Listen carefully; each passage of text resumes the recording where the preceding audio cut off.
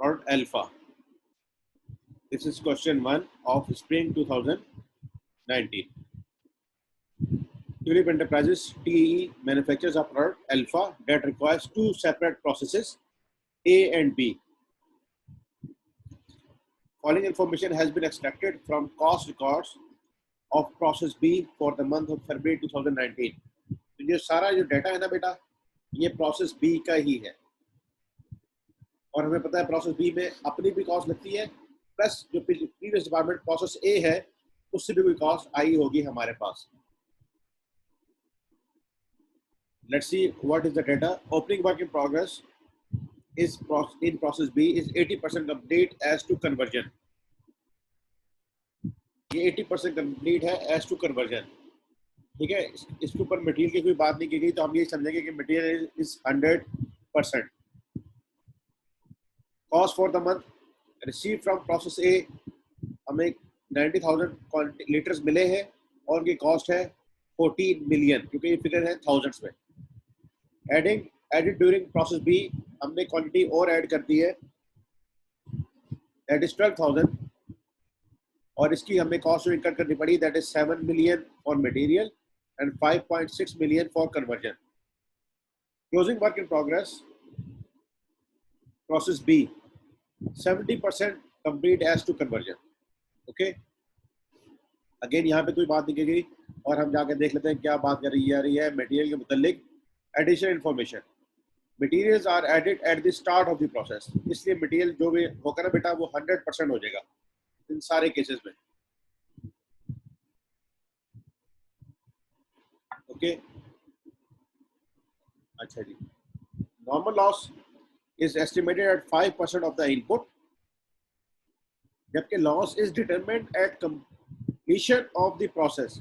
Loss का पता कब चलता है, डिटरमाइन होता है कब, at the completion of the process. जब आप 100% कॉस्ट लगाएंगे और इंस्पेक्शन करेंगे तो पता लगेगा कितने यूनिट्स लॉस हुए और कितने नहीं हुए. Loss of each litre results in a solid waste of 0.75 kg. कितने लीटर, ये लीटर्स की हमारी प्रोडक्शन है, जब ये लॉस हो जाएगी तो इसको हम कन्वर्ट कर लेंगे into solid waste of 0.75 kg. During the month of February 2019 solid waste produce was 6,000 kg. ये हमारे पास फरवरी का क्वेश्चन है और फरवरी में हमारे पास सॉलिड वेस्ट आई है 6,000 kg. तो आपके ख्याल में बेटा लॉस कितने लीटर्स का हुआ होगा?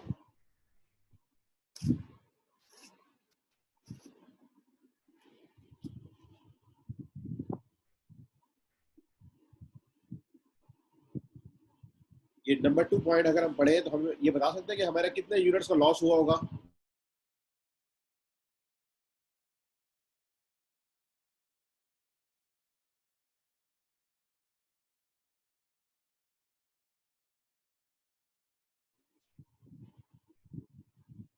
ये बेटा किसी का कोई रिप्लाई है?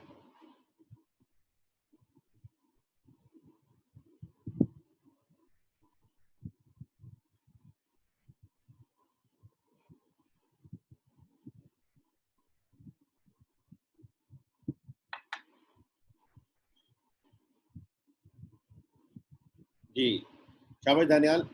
हमारे पास बेटा 8,000 लीटर्स का नुकसान हुआ होगा. क्यों? क्योंकि 1 लीटर कन्वर्ट हो जाता है 0.75 kg में और ये हमें केजीज दिए गए. तो अगर हमने इसे कैलकुलेशन करनी हो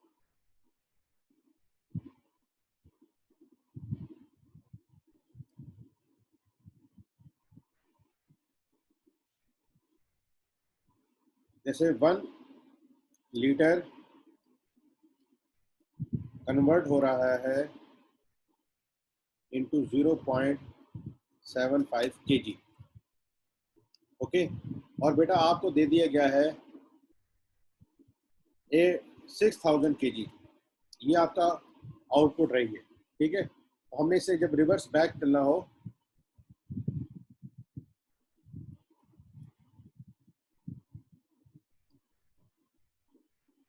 हम क्या करेंगे, दैट इज 6,000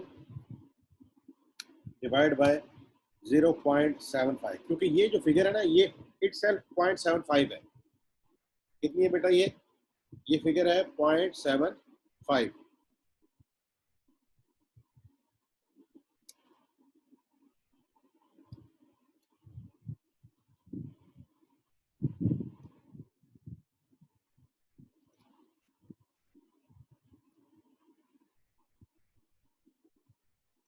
जब हम इसको सॉल्व करेंगे हमें पता लग जाएगा कि दैट वाज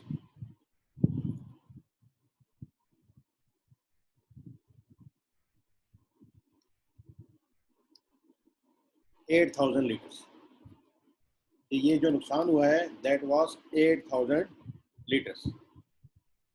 ओके, ये बात समझ आ गई आपको? अच्छा जी। Solid waste is sold for ₹170 per KG after incurring further cost of ₹20 per KG. Okay, तो आप जरा मुझे ये बताएं, सॉलिड वेस्ट जब हम सेल करेंगे तो हमें एनआरबी क्या मिलेगी? जब सॉलिड वेस्ट हम सेल करेंगे तो हमें एनआरबी क्या मिलेगी?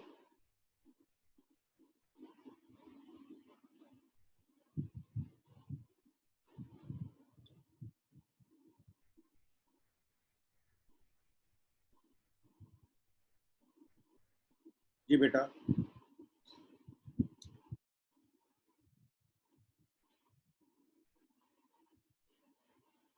150 पर केजी मिलेगी ना बेटा? टोटल कितनी मिलेगी?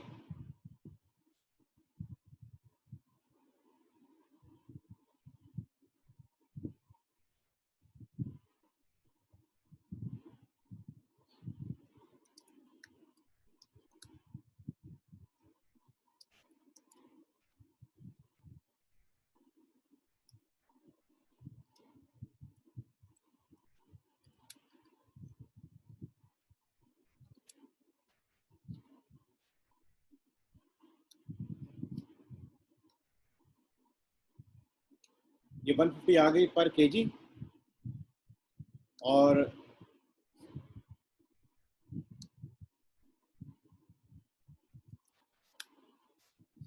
ठीक है बेटा।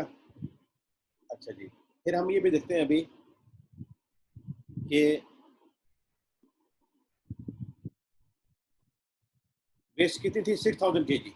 ठीक है, तो 6000 से अगर हम इसको मल्टीप्लाई कर दें तो ये हमारे पास बन जाती है 900,000। ठीक है, ये वेस्ट थी हमारी। अच्छा बेटा, अब हमें ये देखना होता है ये जो वेस्ट है ना हमारी, इसके अंदर नॉर्मल लॉस कितना है और एबनॉर्मल लॉस कितना है।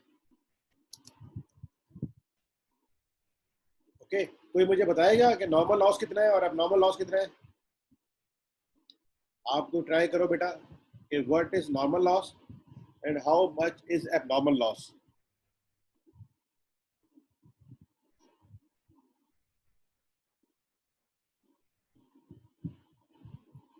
जस्ट ट्राई करें कि हमारी कितनी क्वांटिटी नॉर्मल लॉस होगी और कितनी क्वांटिटी एबनॉर्मल लॉस होगी।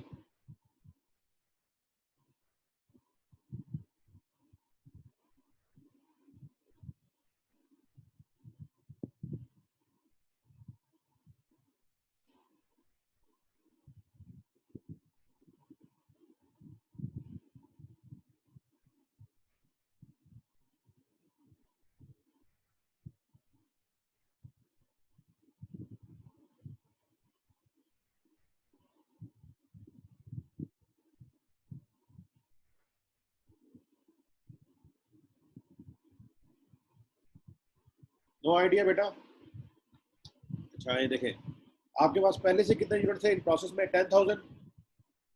आपको बी में 90,000 और मिल गए, टोटल कितने हो गए? 100,000। 12,000 आपने और एड इन कर दिए, टोटल कितने हो गए? 112,000। ओके, ये बात क्लियर हो गई?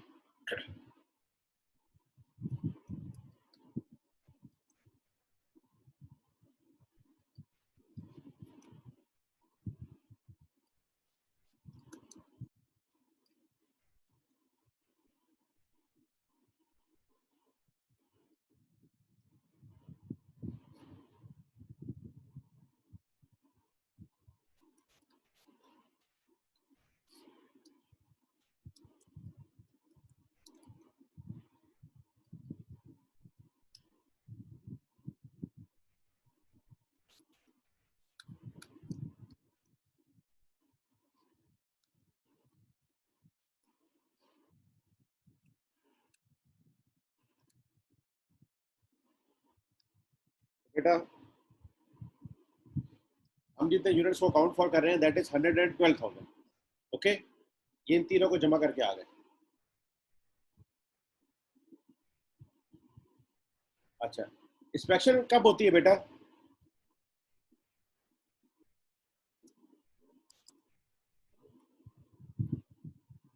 इंस्पेक्शन किस स्टेज पे होती है?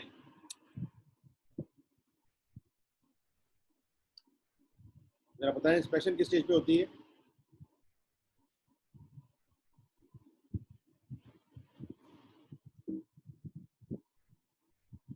जी बेटा, इंस्पेक्शन किस स्टेज पे है?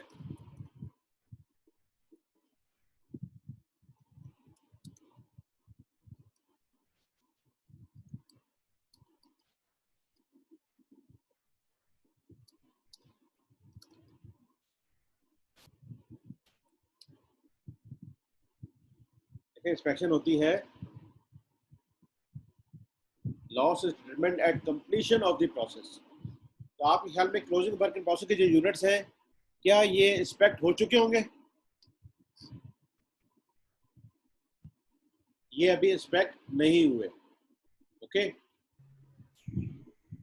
तो जो अगर हमें लॉस निकालना होगा दैट इज 112,000 यूनिट्स थे, और ये 9,500 तो इंस्पेक्ट नहीं हुए, तो ये 102,500 जो है ना, this is inspected units,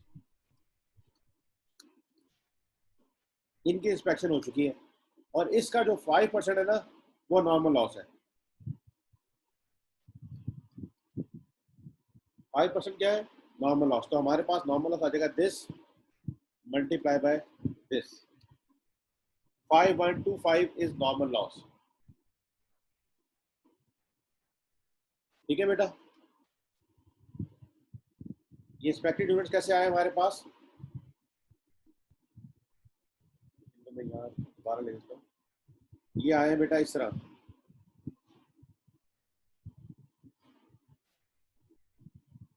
this is this 112,000 minus 9,500, ये इस तरीके से हमारे पास आए। 112,000 थे हमारे पास total units, 9,500 closing work in process में है, अभी वो इंस्पेक्शन स्टेज पे नहीं पहुंचे हैं। इसका मतलब है जो एक्सपेक्टेड यूनिट्स हैं दैट इज 102,500।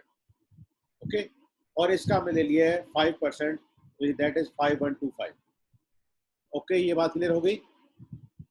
अब हमें निकालना है एब्नॉर्मल लॉस। बेटा हमारे यूनिट्स, हमारे कितने लीटर्स जाए हुए थे? 8,000 लीटर्स। ठीक है, तो हम एब्नॉर्मल लॉस, टोटल जो लॉस है वो है 8,000। ठीक है, 8,000 लीटर्स जो है हमारे लॉस्ट हुए। तो एब्नॉर्मल लॉस आ जाएगा 8,000 minus normal loss, that is 2875 litres is abnormal loss. Okay, यहाँ तक बात समझ आ गई बच्चों? इसमें कोई इश्यूज है तो बताएं प्लीज।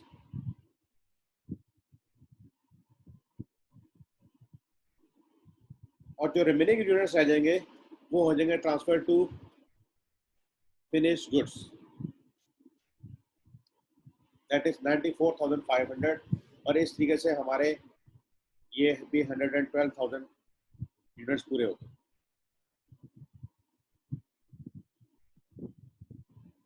ठीक है बेटा, तो ये हमारा क्वांटिटी स्केड्यूल भी बन गया, और हमें पता भी लग गया कि नॉर्मल लॉस कितना है और एबनॉर्मल लॉस कितना है। यहाँ तक क्लियर है सारी बातें? कोई कंफ्यूजन है तो प्लीज बताएं। तो ये हम स्प्रिंग 2019 का क्वेश्चन कर रहे हैं, question number 1 of process costing, और यहाँ पे हम प्रोसेस कॉस्टिंग कर रहे हैं ऑफ डिपार्टमेंट प्रोसेस बी की। ठीक है, तो बेटा अब आपको पता लग चुका है कि हमारी जो नॉर्मल लॉस है वो है दैट इज 5125, और एबनॉर्मल लॉस है हमारा 2875। ठीक है, ये आपको पता लग गया। क्लियर? अच्छा बेटा, और ये हमें पता लग जाएगा कि नॉर्मल लॉस के ये तो थे लीटर्स, इसके केजी कितने होंगे, दैट इज इसको अगर हम मल्टीप्लाई कर दें 0.75 से तो हमारे पास केजीज आ जाएंगे।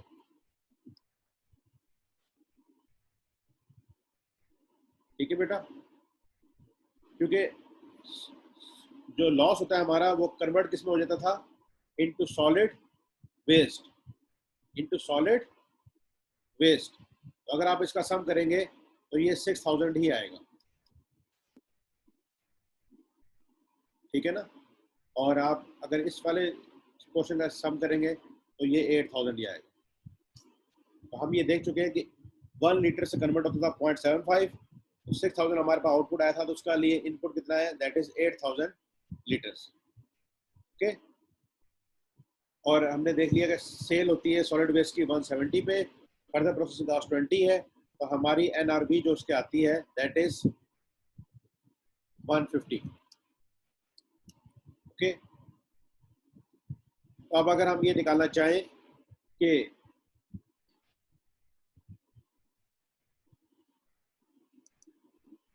हमने जो यूनिट सेल किए हैं नॉर्मल लॉस के, उनसे हमें कितना रेवेन्यू मिला है, तो वो भी हम निकाल सकते हैं। ठीक है बेटा, कितने का बेचते थे, 150 का, तो दिस मल्टीप्लाई बाय 150, ये एक वैल्यू आ जाएगी, और इसी तरह दिस मल्टीप्लाई बाय दिस, तो ये हमारे पास एबनॉर्मल लॉस की वैल्यू आ जाएगी। ठीक है बेटा, तो ये 900,000 ही है। यहाँ तक बातें क्लियर हो गई है? कोई पॉइंट अगर समझ नहीं आ रहा तो प्लीज बताएं।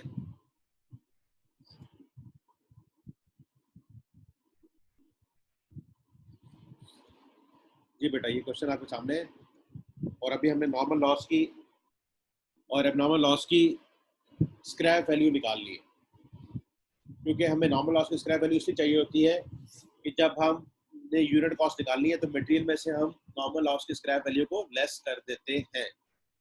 Okay, TE uses weighted average method for valuation of inventory। अब ये weighted average method को लेके चल रहे हैं, इसमें हम क्या करते हैं, ओपनिंग वर्क इन प्रोसेस की कॉस्ट और करंट कॉस्ट को एड अप करते हैं और डिवाइड करते हैं EPU से। ठीक है बेटा, तो अब हम जाके निकालते हैं EPU। आपके ख्याल में EPU क्या आएंगे हमारे पास? EPU हमारे पास बेटा इस तरीके से आते हैं, जब हमारे पास क्वालिटी शेड्यूल बना हो तो हमारे पास EPU निकालना आसान होता है। ठीक है, हम यहाँ EPU निकाल लेते हैं। EPU किस तरह निकाला जाता है बेटा, प्रोसेस ए की जो कॉस्ट है उसका निकलेगा, ठीक है, मटेरियल का निकलेगा और कन्वर्जन का निकलेगा। सिंस मटेरियल बिल्कुल स्टार्ट में लगा दिया था तो इन दोनों की जो वर्किंग होगी ना वो सेम होगी। ठीक है, और ये कैसे निकलता है, ट्रांसफर टू फिनिश गुड्स हम लिखते हैं।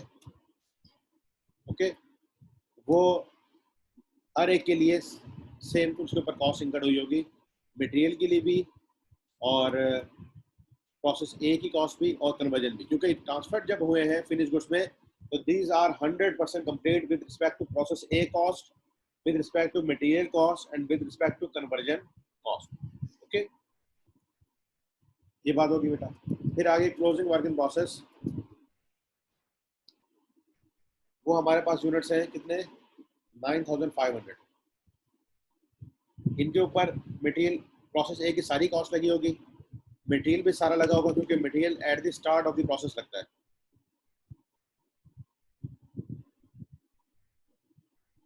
मटेरियल हमारे पास at the start of the process लगता है। ठीक है, और conversion cost closing work in process कितने परसेंट पे था, दैट इज 70%।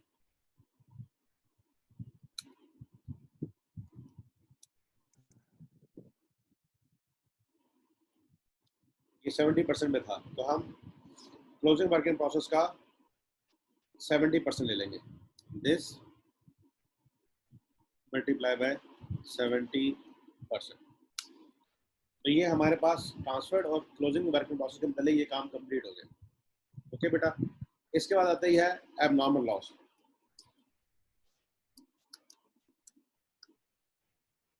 एबनॉर्मल लॉस हमारा 2875 यूनिट्स, सारे के सारे प्रोसेस ए की कॉस्ट होके आई होगी। Same for material. And what about conversion? Conversion के लिए हम उसकी कितनी परसेंटेज लें बेटा, क्या ख्याल कहता है आपका?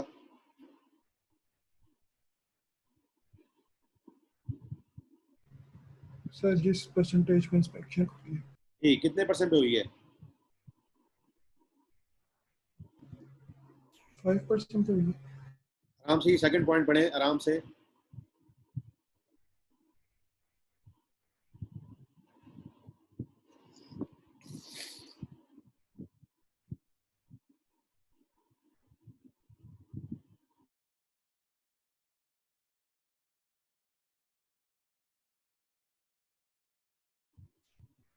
ये तो कब होती है इंस्पेक्शन?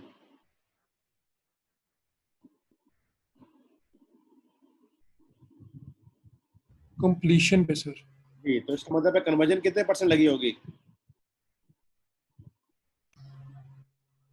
कन्वर्जन ये कंप्लीट 100% लगी होगी ना। जी, दैट इज 100%। ठीक है, कन्वर्जन जो है दैट इज 100% इंकर्ड होगी। ओके, ये बात समझ आ गई? तो बेटा हमने तीनों जो ट्रांसफर टू फिनिश गुड्स हैं वो तो हर हाल में ही 100% होते हैं। Okay, closing work in process 70% है ओनली विद कन्वर्जन।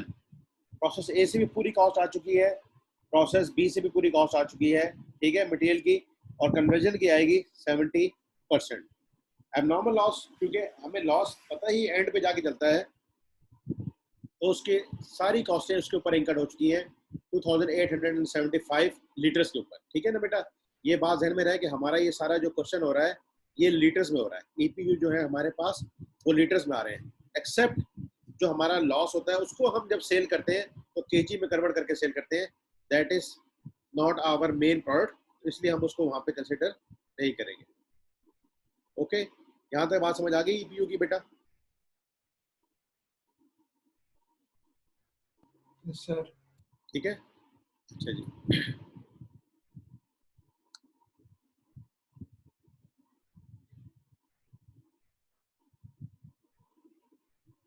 अब ये फिगर जो है इन्होंने थाउजेंड्स में ली हुई है एंट्रीज में, और जब ये यहाँ पे सॉल्व कर रहे हैं कॉस्टिंग के हवाले से तो ये हमारे पास ले रहे हैं थाउजेंड्स में। तो हमने भी अपनी जो फिगर्स हमने लेसन नॉर्मल लॉस की निकाली है या नॉर्मल लॉस की, तो इनको भी हम थाउजेंड्स में कन्वर्ट कर सकते हैं this way, this divide by 1000, ताकि हमारे पास जो फिगर वहाँ पे हमारे पास आएंगी वो एक ही सीक्वेंस में आए।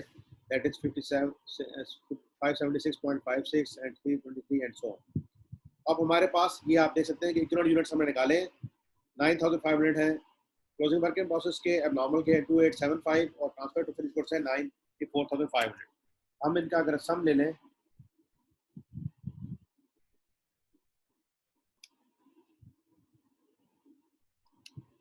तो ये हमारे पास आ गए हैं 106875 एंड 104025। तो ये ईपीयू हमारे पास आ चुकी है। अब हमने इसके बाद निकालनी है अगर यूनिट कॉस्ट, तो पहले हम ओपनिंग वर्क इन प्रोसेस जो है उसकी वैल्यू लिखेंगे।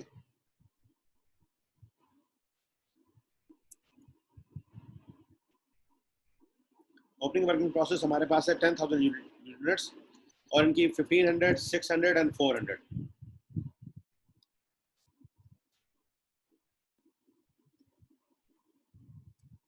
तो ये सारी फिगर्स थाउजेंड्स में, ठीक है। फिर जो हमने कॉस्ट, करंट पीरियड की कॉस्ट है वो लिखेंगे हम, that is 14 million, 7 million and 5.6 million.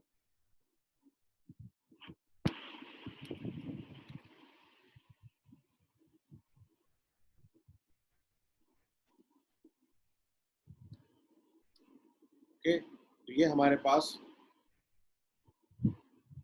Total cost, इसको कर लेंगे हम सम।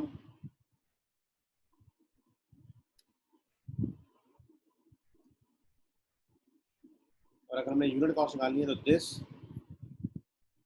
Divide by this. ठीक है। और अगर हम इसको कर लें इन थाउजेंड्स, क्योंकि ये थाउजेंड्स की फिगर है,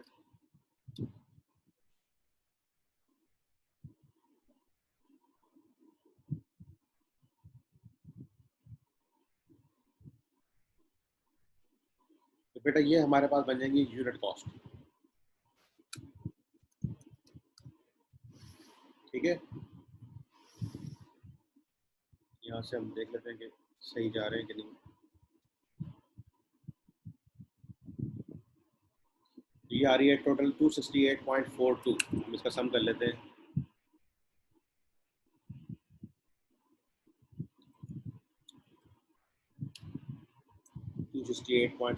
ठीक है। एक चीज बेटा इसमें रह गई, वो क्या रह गई कि जो हमें स्क्रैप वैल्यू मिली ना नॉर्मल लॉस की, उसको भी हमें अकाउंट फॉर करना होता है। ठीक है, और वो आ रही है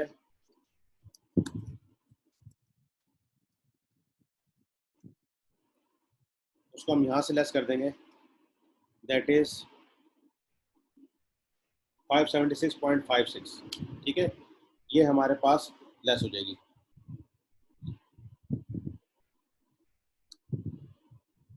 फ्रॉम मटेरियल कॉस्ट हम कर देते हैं।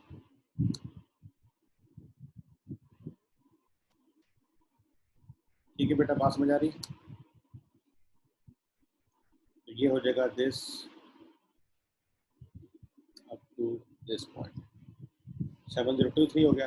अब ये देखें ये 268 हमारे पास आ गई है, और यहाँ पे भी हमारे पास 268 आ रही है। ठीक है, हम इसको अगर और भी डेसिमल्स बढ़ा लें तो 268.42, तो this is the unit cost. ठीक है, जो हमारे पास आएगी। पहले हमने ईपीयू निकाला, दिस इज ओवर ईपीयू, और उसके बाद फिर हमने निकाली है यूनिट कॉस्ट। और यूनिट कॉस्ट निकालने के लिए क्या करना पड़ता है, ओपनिंग वर्क इन प्रोसेस की कॉस्ट भी और जो करंट पीरियड कॉस्ट है उसको ऐड अप किया, और normal loss of scrap value जो है उसको हम लेस कर देते हैं। ठीक है, मटेरियल की वैल्यू में से, और इस तरीके से हमारे पास आ गई है यूनिट कॉस्ट। ठीक है बेटा, यहाँ तक बात समझ आ गई? इसमें अगर कोई कंफ्यूजन है तो बताएं।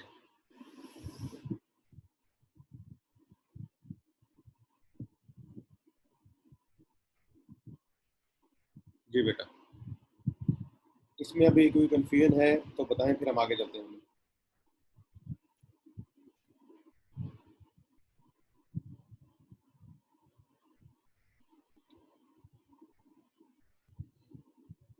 क्लियर? तो अब हम अपना चाहें तो प्रॉफिट अकाउंट बना सकते हैं। जी जी, तो यस सर, क्लियर है। अब हम अगर चाहें अपना तो प्रोसेस अकाउंट बना सकते हैं। हमें वैल्यू मालूम हो जाएगी जो ट्रांसफर हमने किए फिनिश गुड्स को, उसकी। ठीक है, तो अब हम इसका जो मेन कैलकुलेशन हो चुकी है, अब इसका बाकी पार्ट देख लेते हैं कि हमें और इसके अंदर क्या करना है।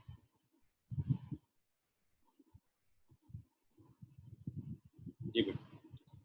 तो अब हमारे पास उन्होंने कहा कि इसकी एंट्रीज करें प्रोसेस बी की। प्रोसेस बी की एंट्रीज क्या होती हैं? जब हमने प्रोसेस बी का अकाउंट बनाना है तो वर्क इन प्रोसेस यानी कि डेबिट साइड पे जो आएगा इसका, एक तो वो कॉस्ट आ गई जो हमने प्रोसेस ए की इनपुट की, रॉ मटेरियल की कॉस्ट जो इनपुट की, और लेबर की कॉस्ट इनपुट की। ठीक है, क्योंकि आपसे कहा जा रहा है फरवरी की एंट्रीज करें। ओपनिंग वर्क इन प्रोसेस तो ऑलरेडी हमारे पास प्रोसेस बी में होगा, क्योंकि वो ओपनिंग कहाँ से आता है, जनवरी का क्लोजिंग है, वो फरवरी का ओपनिंग बन गया, लेकिन वो जस्ट एंट्रीज मांग रहे हैं। तो बैलेंस करें फॉरवर्ड करने के लिए हमें एंट्रीज करने की जरूरत नहीं होती। एंट्रीज हमें कौन कौन सी करनी पड़ेगी? जो इस दफा कॉस्ट इनकट की है हमने, जो इस दफा कॉस्ट इनकट की है, cost for the month, that is process ए की 14 मिलियन कॉस्ट आ गई है कहाँ पे, प्रोसेस बी में। और फर्दर प्रोसेस बी में मटेरियल कॉस्ट इनकट हुई है और कन्वर्जन कॉस्ट इनकट हुई है, उसकी एंट्री की जा रही है work in process process B. और ये प्रोसेस ए को क्रेडिट कर दिया गया, प्रोसेस बी को डेबिट कर दिया गया 14 मिलियन से, that is raw material cost incurred हुई, and that is labour and overhead cost incurred हुई। तो ये वो वैल्यूज आ गई। ठीक है बेटा, अच्छा इसके बाद क्या हुआ, जो हमारे स्क्रैप इन्वेंट्री है नॉर्मल लॉस की, उसको हमने क्या किया, सेल किया। ठीक है, और सेल करके हमें कितने पैसे मिलेंगे,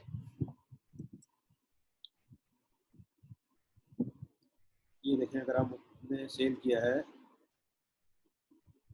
हमें पैसे मिल रहे हैं 3844 kg था। ठीक है, और हमने इसको सेल किया है 170 का, ठीक है।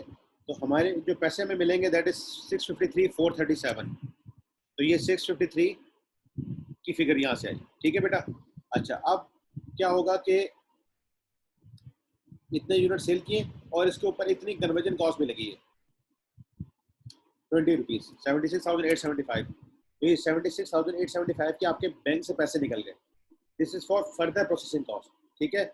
और नॉर्मल लॉस के ऊपर इम्पैक्ट कितना आ रहा है दैट इज 576, जो हमने ये निकाला हुआ 576। अगर आप इन दोनों वैल्यूज का डिफरेंस देखेंगे दैट इज 576, ओके।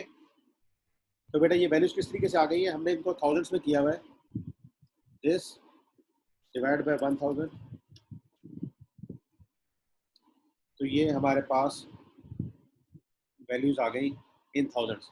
कि आप जब सेल करेंगे तो आपको ये पैसे मिलेंगे, ये फर्दर प्रोसेसिंग कॉस्ट इनकट हो जाएगी और नेट जो फिगर आई है दैट इज 577। तो हमारे प्रोसेस अकाउंट से 576 निकलेगा, ठीक है। इन्वेंट्री जो हमारे पास बनी दैट इज 653 और that is further processing cost. Same इसी तरह एबनॉर्मल लॉस के साथ भी किया जाएगा।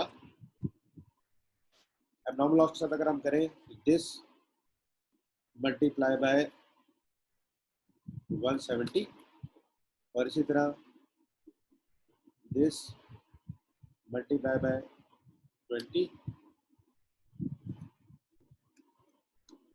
ये हमारे पास आ जाएगा कि नेट हमारे पास क्या हो रहा है, ठीक है। और इसको भी हम करते हैं डिवाइड बाय 1000,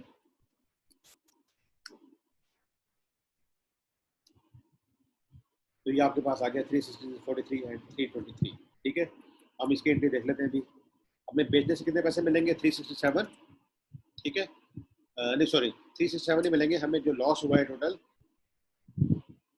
वो हुआ है बेटा इसका एक यूनिट कितने का था 268.42 का, यानी कि दिस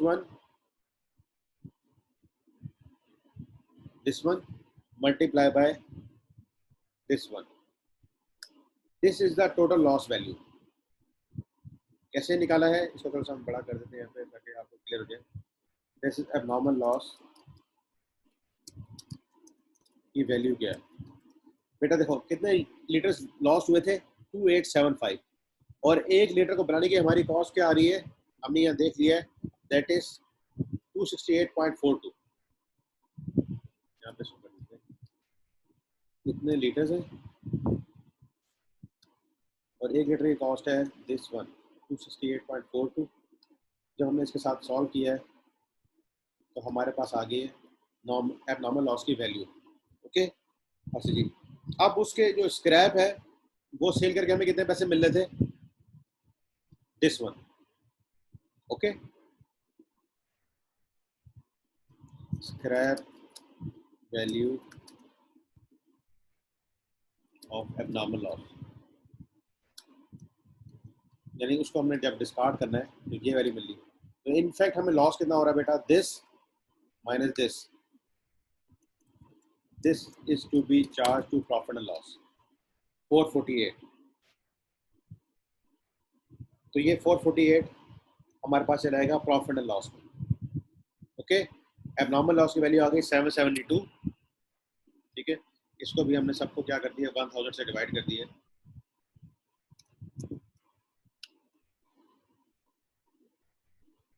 तो ये वैल्यू बन गई 772, ओके। और ये प्रॉफिट लॉस में भी जो आएगी सेम इसको कर देते हैं 448। तो ये 448 जो है ये आ गई प्रॉफिट लॉस, ओके बेटा। अच्छा जी, अब इसकी जो थी हाँ जो फर्दर प्रोसेसिंग कॉस्ट इनकट होगी कितनी है 43, ओके। और आपको सेल करके कितने पैसे मिलेंगे 360, सबको भी हम करते हैं जैसे 367 आपको मिलेंगे और 43 आपका आ जाएगा फर्दर प्रोसेसिंग कॉस्ट। तो ये हमारी एंट्री हो गई। और फिर आखिरी एंट्री है फिनिश गुड्स की। और फिनिश गुड्स की एंट्री किस तरीके से आएगी बेटा कि फिनिश गुड्स हमारे पास हैं so many number of units और एक यूनिट है हमारे पास 268.42 का। इसको हम इससे मल्टीप्लाई कर देंगे दिस वन और इसको भी हम डिवाइड करते हैं 1000 से। ये हमारे पास वैल्यू आ गई 25366। तो 25366 हमारी फिनिश गुड्स की वैल्यू होगी, that is finish goods debit और वर्क इन प्रोसेस क्रेडिट। तो बेटा ये एंट्री समझ आ गई या इनमें कोई कंफ्यूजन है?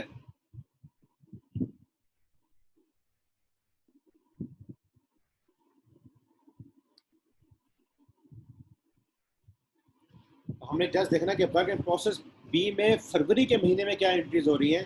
तो पहली ये कॉस्ट इनकट हुई है और ये कॉस्ट चली गई है फिनिश गुड्स में। ये दोनों एंट्रीज बहुत आसान थी।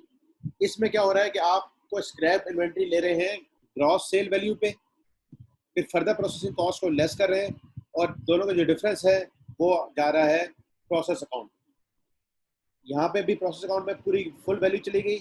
ये फर्दर प्रोसेसिंग कॉस्ट है, ये आपको पैसे कितने मिल रहे हैं और दोनों का जो डिफरेंस है that is abnormal loss which will be charged to profit and loss account.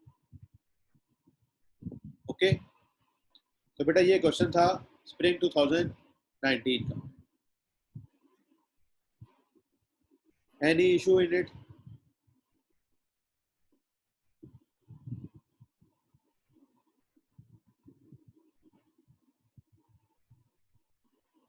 तो इस क्वेश्चन में हमारे पास नॉर्मल लॉस भी आ गया, एबनॉर्मल लॉस भी आ गया, फिर उनको सेल करना भी आ गया और उनके यूनिट्स भी तब्दील हो गए। पहले लीटर्स में थे, फिर कन्वर्ट हो गए इनटू केजीज।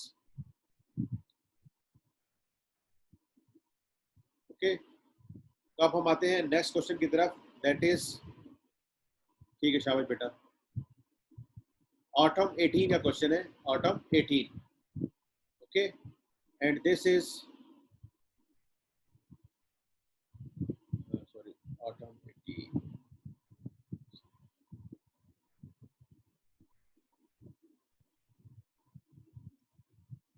और ये क्वेश्चन है by product and joint product का। तो जिस तरह हमने एक लास्ट एग्जांपल की थी तकरीबन उससे ये मिलता जुलता ही है। आए इसको देख लेते हैं। दैट इज सितंबर 2018 का क्वेश्चन है। हमसे क्या रिक्वायर्ड है? Prepare product wise budgeted income statement for the year ended December ending 31st August 2019 under marginal costing, and B, CCL has recently received an offer from Football Industries Limited to purchase the entire expected output of X1 during the year ended 31st August 2019 at rupees 670 per litre. It is estimated if process 2 is not carried out, fixed costs associated with it would reduce by 2.5 billion.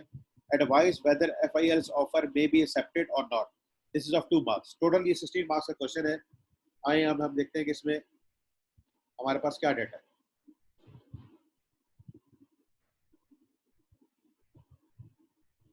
Cricket Chemical Limited, CCL, is a manufacturing concern and has 2 production processes. Process 1 produces 2 joint products, that is X1 and X2. तो इनके process हैं। Process 1 में इनकी produce हो रही है X1 and X2 and both are joint products. Incidental to the production of joint products, it produces a byproduct known as Z. X1 is further processed in process 2 and converted into X1 plus. ठीक है बेटा? तो हमारे पास क्या हो रहा है? ये 2 प्रोसेसेस हैं। एक प्रोसेस 1 है, ठीक है, जिसमें हम जब इनपुट करते हैं तो पॉइंट ऑफ सेपरेशन पे, स्प्लिट ऑफ पॉइंट पे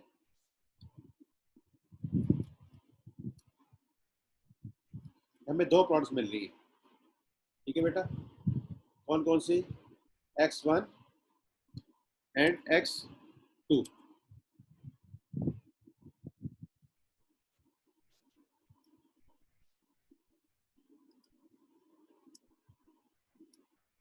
ये 2 प्रोडक्ट्स हमें मिल रही है X1 एंड X2।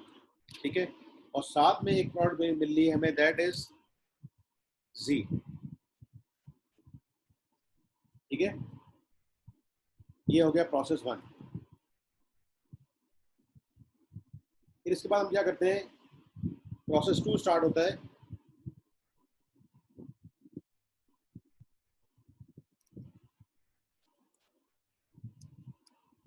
और उसमें x1 को जो है ना फर्दर प्रोसेस कर लेते हैं इनटू x1 प्लस,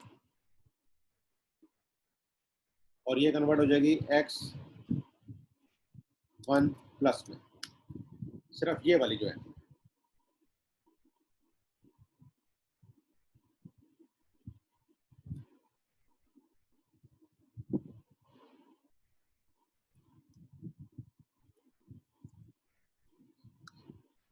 ठीक है बेटा, तो स्कीम आपको समझ आ गई कि हम पहले प्रोसेस 1 में इनपुट कर रहे हैं, उस स्प्रेड ऑफ पॉइंट पे x1, x2 और z मिल जाएंगे, जबकि x1 को हम फर्दर कन्वर्ट कर रहे हैं इनटू x1 प्लस में। ये बात समझ आ गई?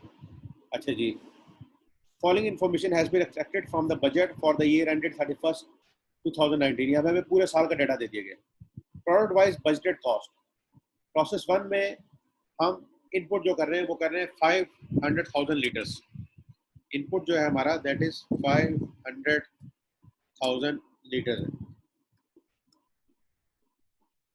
ओके, और इस पे हमारी कॉस्ट लग रही है दैट इज 98.75 एंड 72.61। लेकिन जो हमारी जॉइंट कॉस्ट है वो मटेरियल की आ गई है 98,750 और प्रोविजन की आ गई है 72,610।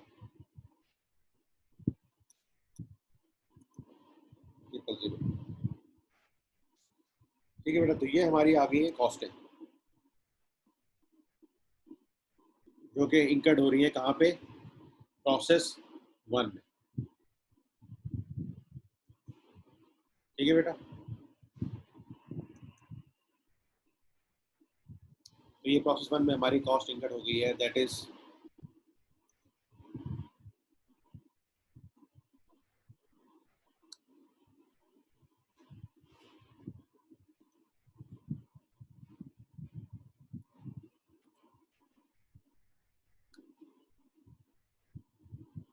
ये हमारा प्रोसेस 1 है। ठीक है, जिसके अंदर ये कॉस्ट इंकर्ड हुई है, इसको हम बना लेते हैं बॉक्सेस, और ये है प्रोसेस 2, और ये प्रोसेस 1 के अंदर ही सारी कॉस्टें इंकर्ड हुई हैं।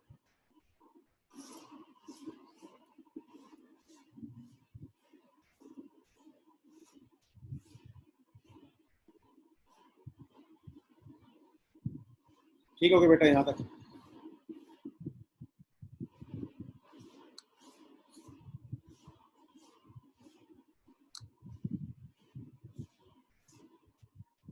जी, अब और क्या डेटा है हमारे पास? और प्रोसेस 2 में कॉस्ट इंकर्ड हो रही है 19.1 मिलियन।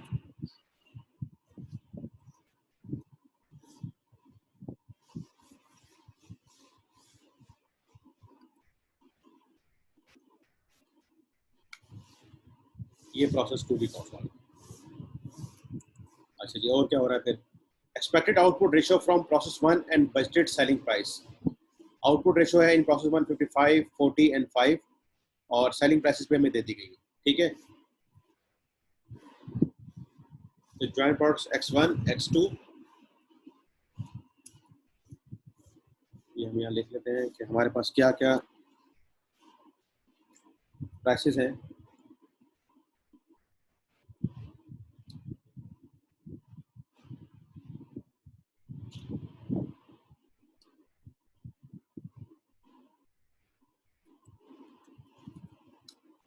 यहाँ लिख लेते हैं आउटपुट, और यहाँ लिख लेते हैं इनकी सेल प्राइस। अच्छा बेटा, x1 की कोई सेल प्राइस होगी? No sale price. ठीक है, क्योंकि हम इसको x1 की स्टेज पे बेच ही नहीं रहे, हम इसको जाके बेचते हैं x1 प्लस की स्टेज पे। तो x1 प्लस की स्टेज है 768। ओके, और ये है 120, और ये है 532। ओके, ये सेल प्राइसेस आ गए, और इसका आउटपुट है दैट इज 55%, इसका है 40%, और इसका है 5%। ठीक है बेटा, तो ये कितना बन गया परसेंटेज? टोटल 100%, ठीक है, जो भी आपके पास आउटपुट आएगा। लेकिन इसके साथ अभी हम देख लेते हैं क्या कोई नॉर्मल लॉस वगैरह की कोई बात है, उसको भी अंडरस्टैंड कर लेते हैं। जी, ये एडिशनल इन्फॉर्मेशन हमारे पास आ गई। एडिशनल इन्फॉर्मेशन क्या कह रही है? Material is added at the beginning of the process and CCL uses weighted average method for inventory valuation। सारा मटेरियल हम कब लगा देते हैं? At the beginning of the process. तो आप देखें मटेरियल हमारा बेटा किस प्रोसेस में लगता है? Just in process 1। प्रोसेस 2 में कोई मटेरियल नहीं है, ठीक है। तो सारी जो मटेरियल की कॉस्ट आएगी वो प्रोसेस 1 में ही हमने अकाउंट फॉर करनी है, प्रोसेस 2 में कोई मटेरियल की कॉस्ट नहीं है। Joint cost are located on the basis of net realisable value of the joint products at the split of point. Proceeds from the sale of byproduct are treated as reduction in joint cost। हमने ये देखा हुआ है, ठीक है, कि हम joint cost को कैसे allocate करते हैं। हमारे पास मुख्तलिफ methods हैं। One method is unit basis, second is sales value at split of point, and third is NRV, ठीक है। तो हम NRV की बेसिस पे यहाँ पे कर रहे हैं। Joint costs are allocated on the basis of net realizable value of the joint products at the split of point। Proceeds from, अब जो बाय प्रोडक्ट से जो हमें प्रोसीड्स होंगे बेटा, उसको हम क्या करते हैं? जॉइंट कॉस्ट में से लेस कर देते हैं ताकि हम बाकी कॉस्ट को एलोकेट कर सकें। अब जॉइंट प्रोडक्ट कॉस्ट X2 जो है वो सोल्ड होती है after incurring packing cost of 75 पर लीटर। तो फर्दर प्रोसेसिंग कॉस्ट इसके ऊपर क्या क्या आ रही है? फर्दर प्रोसेसिंग कॉस्ट और पैकिंग कॉस्ट। देखिए जब हम पैक करेंगे, जब भी हम सेल कर सकेंगे ना, इसके ऊपर आ रही है 75 X2 के ऊपर, ठीक है। और normal loss in process 1 is estimated at 5% of the input which occurs at beginning of the process. Okay, तो बेटा हमारे पास कितना इनपुट हम कर रहे थे? 500,000 लीटर्स, ठीक है। तो अगर हमें नॉर्मल लॉस निकालना है दैट जो कि है कितने परसेंट? 5% ऑफ इनपुट, ये हमारे पास आ जाएगा दैट इज 500,000 इंटू 5%, ठीक है बेटा। ये हम जब करेंगे तो हमारे पास आ जाएगा नॉर्मल लॉस के units.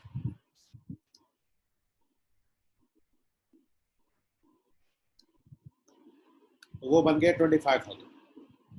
This is normal loss, ठीक है। तो बेटा गुड यूनिट्स कितने होंगे? गुड आउटपुट कितना हो जाएगा? दैट इज 500,000 माइनस दिस, तो हमारे पास आ जाएगा 475,000। कि हमारा आउटपुट जो होना चाहिए दैट इज 475,000 यूनिट्स। ओके, इस पॉइंट पे सारे एग्रीड है? क्योंकि अब यही हमारी बेस बनेगा बाकी सारी चीजों के लिए। जी बेटा, यहां तक क्लियर है? Yes sir. गुड। अब ये है गुड आउटपुट। अब इसका हम जब 55% लेंगे तो हमारे पास आ जाएंगे units. This is this multiply by this 261,250। इतने यूनिट्स हमारे पास आउटपुट में आएंगे। Okay, for X1, for X2 and for Z। Okay, और अगर हम इसका सम लेंगे दैट इज 475,000, देखें इक्विवेलेंट हो गए जितने के हमारे पास आउटपुट है। तो हमें X1 का आउटपुट मिलेगा 261,250 आफ्टर नॉर्मल लॉस, X2 का इतने मिलेंगे और 23,750 इसके मिलेंगे। ओके, यहाँ तक बात क्लियर है बच्चों?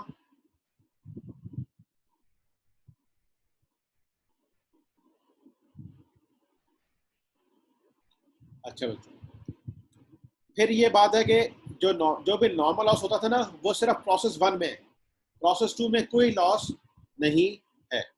ओके अच्छा जी, तो इसका मतलब है कि x1 अगर 261,250 है ना, तो x प्लस भी 261,250 ही होगा। ठीक है बेटा, कितना होगा? क्योंकि x1 ने ही कन्वर्ट होना है किसमें? x1 प्लस में। ओके, तो अब हम इसकी यहाँ पे निकाल लेते हैं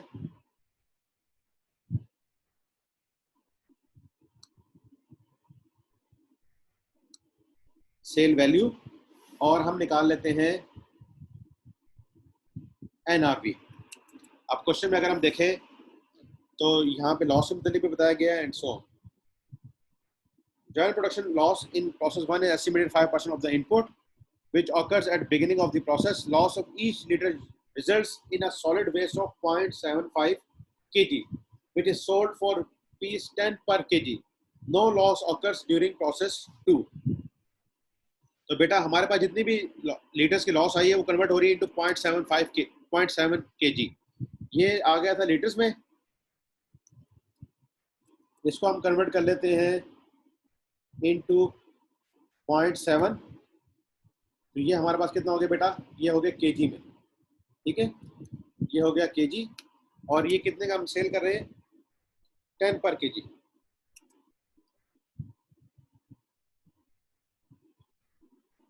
दिस इज सोल्ड फॉर 10 पर केजी।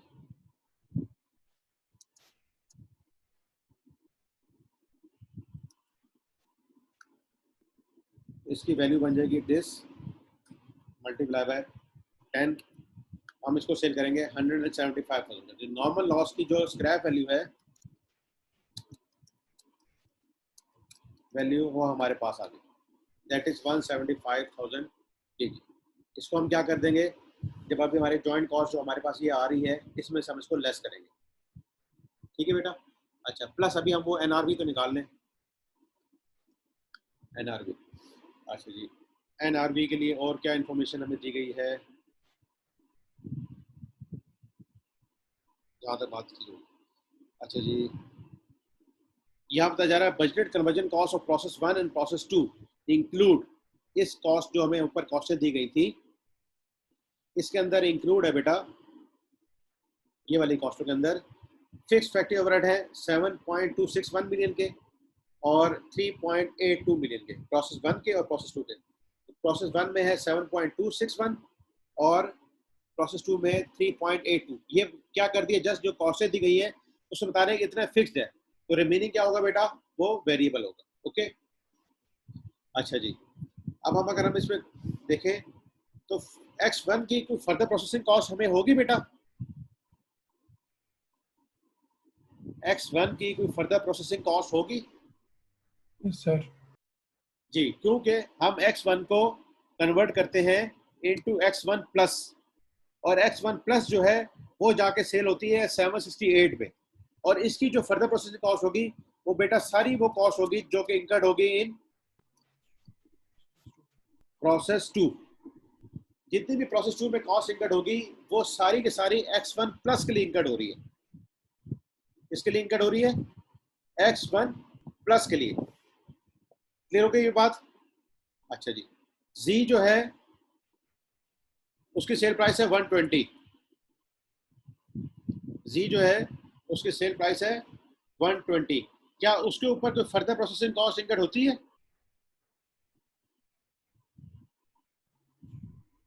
यहाँ तो नहीं हुई, जी बेटा, यहाँ पर तो नहीं हुई। हाँ यहाँ पे इसकी कोई फर्दर प्रोसेसिंग कॉस्ट नहीं है, ना कोई पैकिंग कॉस्ट है, तो ये इसके लिए अप्लीकेबल नहीं होगा, नॉट अप्लीकेबल।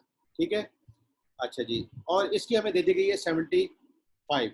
इसका इसका मतलब है कि एनआरबी आएगा दिस माइनस दिस। ओके, और प्रोसेस 2 की कॉस्ट हमें निकालनी पड़ेगी, पर यूनिट क्या आ रही है?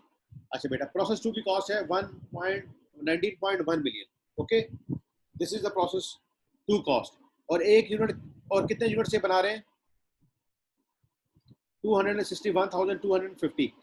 तो अगर हम इसकी यहाँ यूनिट कॉस्ट निकाल लें, that is this divide by this, तो 73.11048 जो है ये इसकी आ रही है फर्दर प्रोसेसिंग कॉस्ट। ठीक है, तो ये आ जाएगी दिस 73, और इसकी भी हम निकाल लें अगर दिस माइनस दिस, 695 आ रही है NRV ऑफ X1 प्लस, और X2 की आ रही है 457। यहाँ तक बात क्लियर है बच्चों? Sir good. सर जी सर ये आपने जो लास्ट टाइम सिखाया था जॉइंट और बाय प्रोडक्ट में, उसमें तो हम लोग जो बिल्कुल एंड वाली सेल प्राइस होती थी, जो जी फर्दर प्रोसेसिंग कॉस्ट लगने के बाद जो सेल प्राइस होती थी, जी जी, उसमें से माइनस करते थे ना फर्दर प्रोसेसिंग वही कॉस्ट। कर रहे हैं हम। सर वो तो नहीं कर, अच्छा ये जो देखिए, सेल जी सेल प्राइस है ये फर्दर प्रोसेसिंग कॉस्ट के बाद है। जी जी, देखो ना ये आओ, expected output ratio from process 1 and budgeted selling price. देखिए X1 को हम क्या कर रहे थे, कन्वर्ट कर रहे थे X1 प्लस में।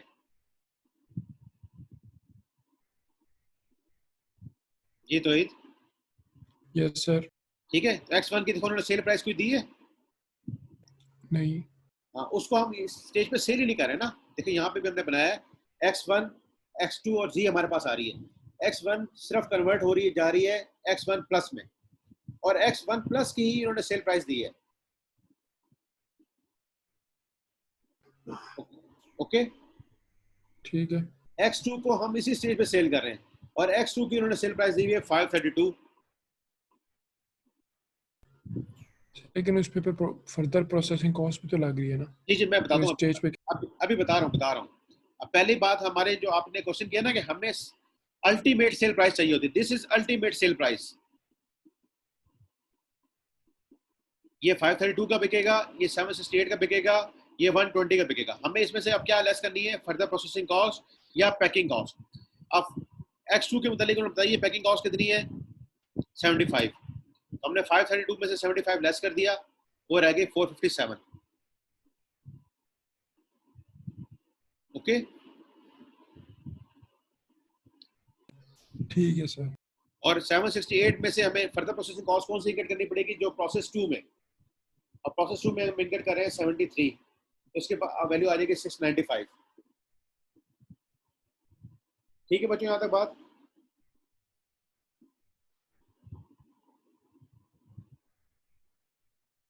क्लियर? Yes sir. अब हम निकाल लेंगे total NRV, that is 190,000 units है इनटू 457, और इसकी आ जाएगी इसी तरह, ये आ गई है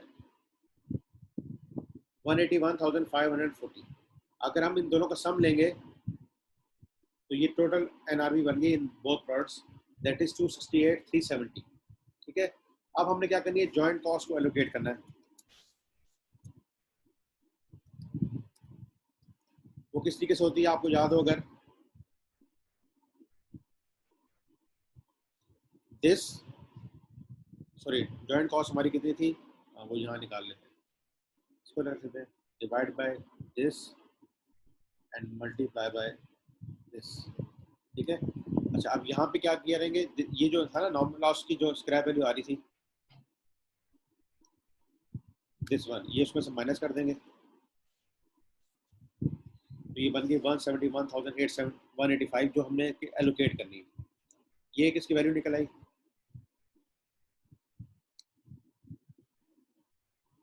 और like wise this divide by this and multiply by this, तो ये इसकी वैल्यू निकल आई। अगर आप इसका सम लेंगे अगेन वो 268,370 ही आ रहा है। ठीक है बेटा, सॉरी 171 185 जितनी जॉइंट कॉस्ट थी ना हमारी, उतना ही आ रहा होगा। This is the method to allocate joint cost. जी बेटा, समझ आ गया, इसमें कोई कंफ्यूजन है बताएं? सर प्रोडक्ट जी की नहीं निकलेगी कोई, बाय प्रोडक्ट की? जी मैं बता दूं, जो जॉइंट कॉस्ट एलोकेट होती है ना, वो मेन प्रोडक्ट्स को होती है, सिर्फ मेन प्रोडक्ट्स को, वो बाय प्रोडक्ट को नहीं होती। बाय प्रोडक्ट की जो भी वैल्यू आई है ना, जैसे ये है जी, सॉरी हाँ जी की जो वैल्यू आई है, इसको भी हमें जैसे नॉर्मल लॉस लेस की है ना, इसी तरह हमें इसकी जो प्रोसीड्स आ रही है ना उसको भी लेस कर देना चाहिए इसमें से। ठीक है, अभी थोड़ा सा यहाँ पे काम करना पड़ेगा, ये हम कर लेते हैं, यहाँ ले आते हैं। अच्छा, अब ये देखो, ये बिक्री थी 120 की, ये भी हमें यहाँ पे आगे ना लेस करनी पड़ेगी, दैट इज 23750 इनटू 120। दो चीजें हमें लेस करनी पड़ेगी, एक नॉर्मल लॉस की भी, दिस इज नॉर्मल लॉस, ये स्क्रैप आ गई, और इसी तरह यहाँ पे आ जाएगी ये बाय प्रोडक्ट जो थी ना जी, इसकी भी वैल्यू आएगी। तो ये दोनों जो है ना हमारे पास लेस हो जाएगी, और हमारे पास ये बन जाएगी वैल्यू, दैट इज 168,335। इसको हमने एलोकेट करना है among main products, that is X2 और X1 प्लस। तो ये बेटा अपडेट होके ना ये वैल्यू बनेंगे, जॉइंट कॉस्ट जो एलोकेट हो रही है देखो 168 ही आएगी। ठीक है, तो ये शाबाश, आपने ये जो हमारी जो बाय प्रोडक्ट थी ना उसकी भी कॉस्ट को हमने एलोकेट करना होता है अमंग बोथ प्रोडक्ट्स, और वो किससे एलोकेट की जाती है, जो भी उसका रेवेन्यू आएगा वो हम प्रोसेस की कॉस्ट में से लेस कर देते हैं। तो इस तरह हमारी ये जॉइंट कॉस्ट एलोकेट हो गई। तो बेटा हमने क्या क्या करना होता है, प्रोसेस वन की कॉस्ट जो भी थी उसमें से नॉर्मल लॉस की स्क्रैप वैल्यू भी लेस करनी है, और बाय प्रोडक्ट का रेवेन्यू भी लेस करना है। ठीक है, बाय प्रोडक्ट का रेवेन्यू, बाय प्रोडक्ट का रेवेन्यू कितना आ रहा है 23,750 इंटू 120, ये हमारे पास इसकी फिगर आ गई, और इस तरीके से हमने अपनी जॉइंट कॉस्ट को एलोकेट कर लिया। ठीक है बेटा, तो किसी का कोई क्वेश्चन इस अभी तक स्टेज तक है तो प्लीज बताएं, क्वेश्चन आप अपने सामने कर लें, और यहाँ तक कोई चीज़ है तो बताएं।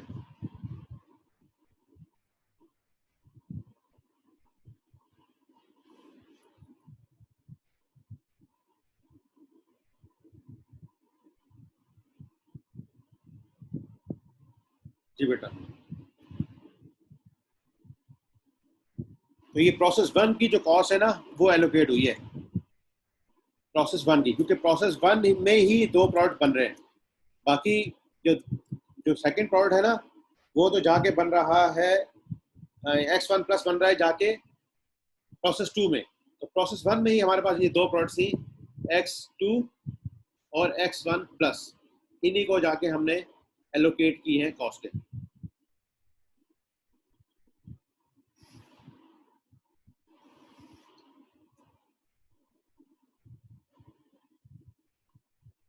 यहाँ तक कोई कंफ्यूजन है, कोई क्वेश्चन है तो प्लीज बताएं।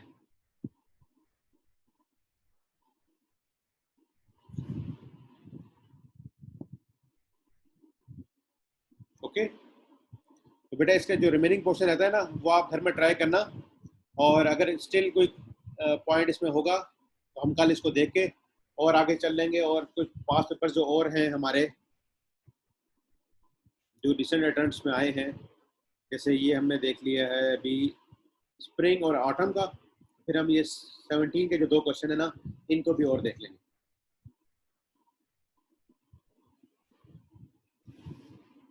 तो ये आपको आइडिया हो गया होगा कि बाय प्रोडक्ट जॉइंट प्रोडक्ट का क्वेश्चन किस तरीके से आता है, और उसके अंदर अगर लॉस आ जाए तो वो कैसे ट्रीटमेंट होगा, फर्दर प्रोसेसिंग कॉस्ट हो तो कैसे होगा, और अगर प्रोडक्ट थी लीटर्स में और कन्वर्ट हो गई है केजी में तो कैसे ट्रीटमेंट होगा, एंड सो ऑन।